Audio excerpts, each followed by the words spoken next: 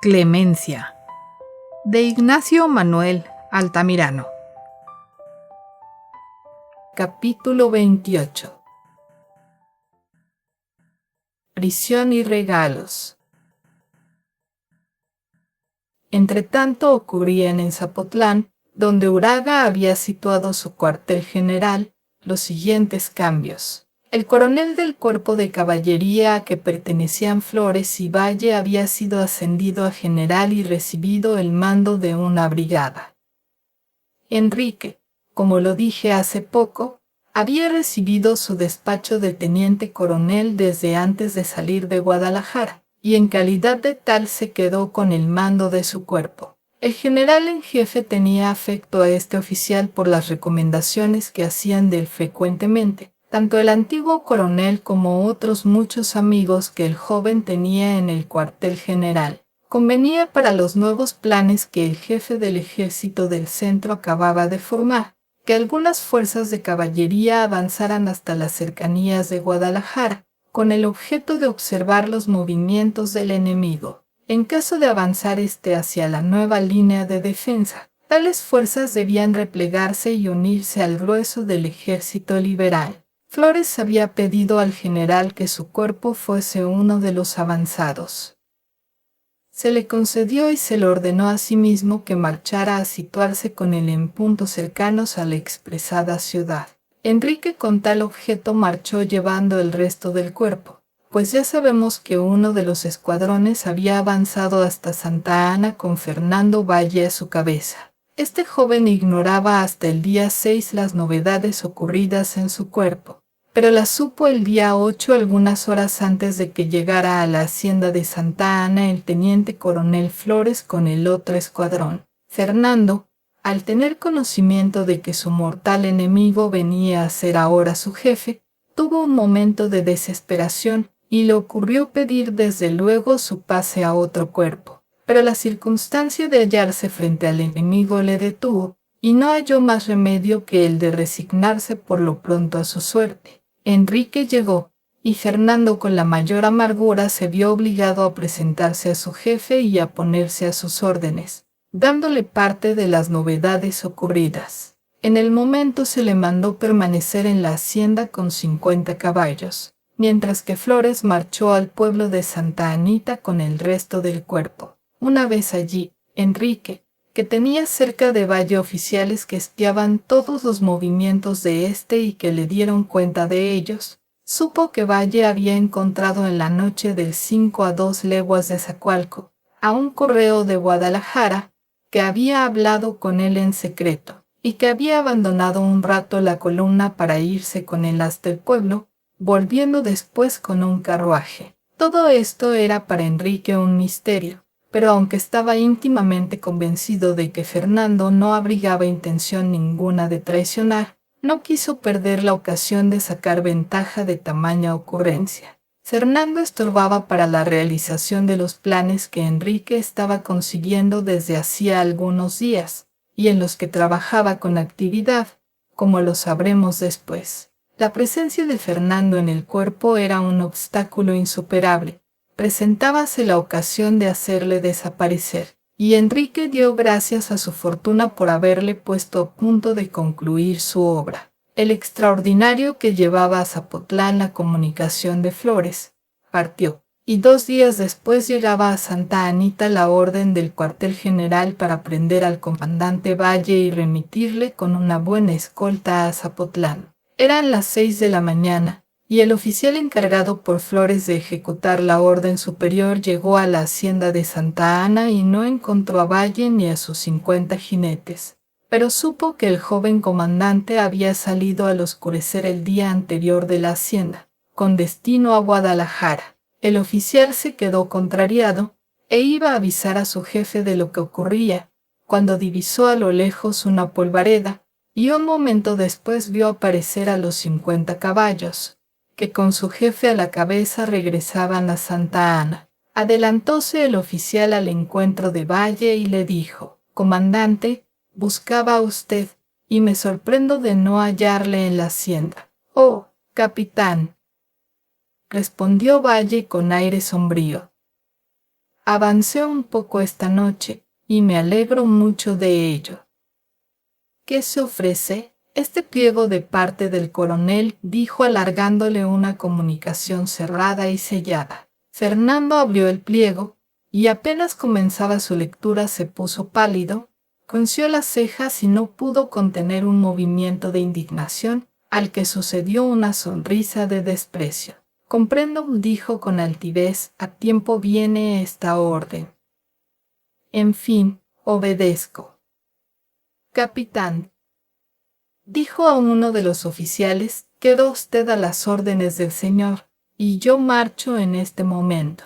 10 minutos después, y habiendo arreglado su pequeño equipaje, Valle salió en dirección a Zapotlán, conducido por una escolta de 20 hombres al mando de un teniente.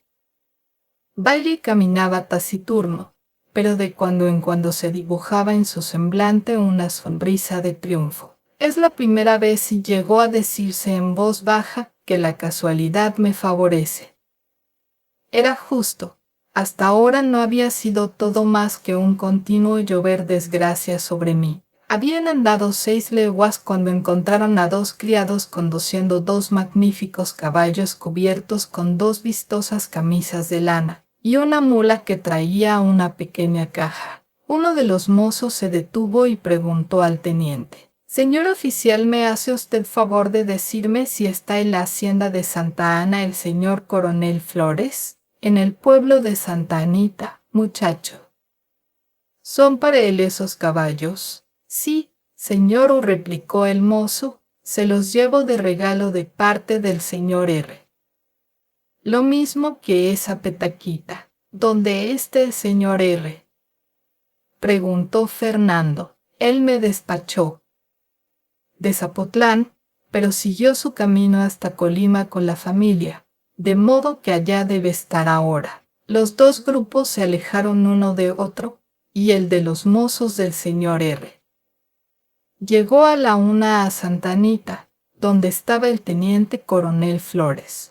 Este recibió la carta que le mandaba el padre de Clemencia, y manifestó la más grande sorpresa al concluir su lectura. La carta decía poco más o menos así: «Querido amigo mío, estoy altamente reconocido a la generosidad de usted, y solo me permitirá acusarle por no haber seguido por el mismo camino que nosotros traíamos, y en el que el encuentro con usted nos hubiera sido sumamente grato, y nos habría proporcionado la ocasión de darle las gracias personalmente por todo lo que hizo esa noche. Fue usted una providencia para nosotros. Aún tengo que acusarle otra vez por haber permitido que mi criado cometiese una falta que nunca le perdonaré.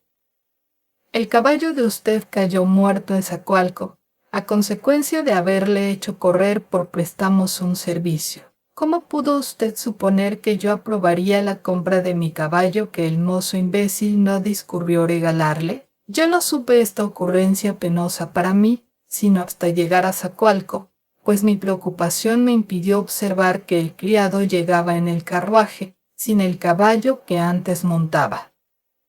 Después quise cerciorarme de que era usted a quien debíamos tantos favores, aunque lo presumíamos y Clemencia lo tenía por seguro, pero una vez sabido en este pueblo por el general que había despachado a usted lo cierto, y además el punto en que podía encontrarse, me decidí a escribirle enviándole, además de las 10 onzas que mi criado recibió indebidamente, 2 de mis mejores caballos y una mula que lleva para usted un pequeño botiquín que Clemencia había preparado para nosotros, y un precioso escritorio de campaña que era del padre de Isabel, que esta niña manda a usted como una muestra de gratitud.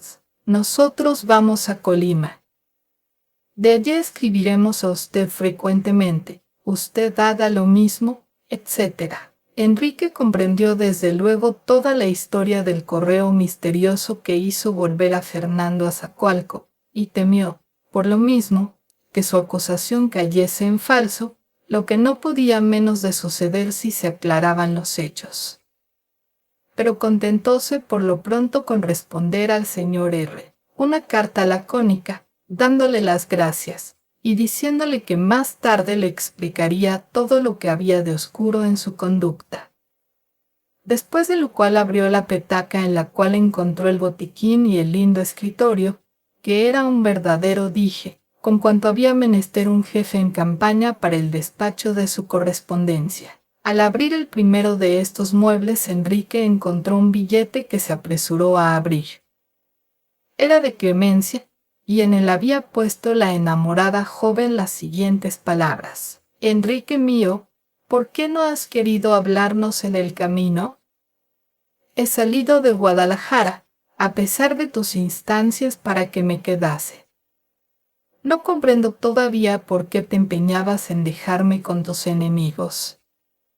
Yo no podía vivir sin ti, y he salido a donde siquiera pueda tener noticias tuyas más frecuentes. Te mando mi botiquín, y la pobre Isabel te envía el escritorio de su padre que ella guardaba como reliquia, pero que desea que uses para que te acuerdes de ella. Yo pienso en ti continuamente y te amo más que nunca.